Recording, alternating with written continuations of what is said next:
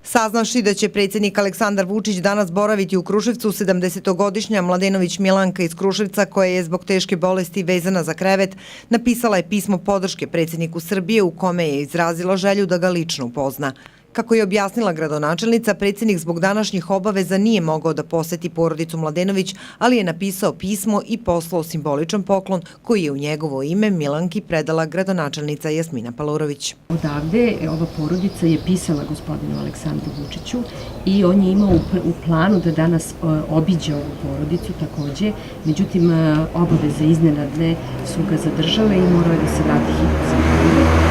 Dao mi je pismo koje je za njih spremio i evo ja danas obilazim ovu porodicu u ime predsjednika, u ime Bratislava Gašića, u svoje lično ime, u ime grada Kruševca. Žena je bolesna, želimo joj svako dobro, brzo ozdravljenje, što i nije toliko bitno, bitno je briga našeg predsjednika Aleksandra Vučića za svakog pojedinca, za svakog građanina Srbije. Milanki je 2012. godine dijagnostikovan karcinom kičmenih pršljinova, a pored svih terapija njeno stanje se pogoršalo, posebno nakon smrti ćerke koja je pre godinu dana preminula zbog posledica dijabetesa. Milankin suprug, gospodin Bogoljub Mladenović, kaže da optimizmu koji je pored svega prisutan doprinosi predsjednik Srbije, kome se pismom obratila njegova supruga. Evo samo jedna rečenica iz tog pisma.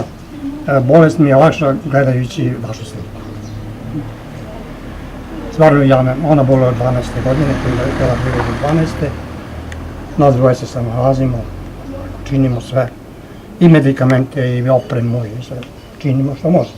Eto, videli ste sami u kakvom je stanju i po optimizam vlada. Hvala.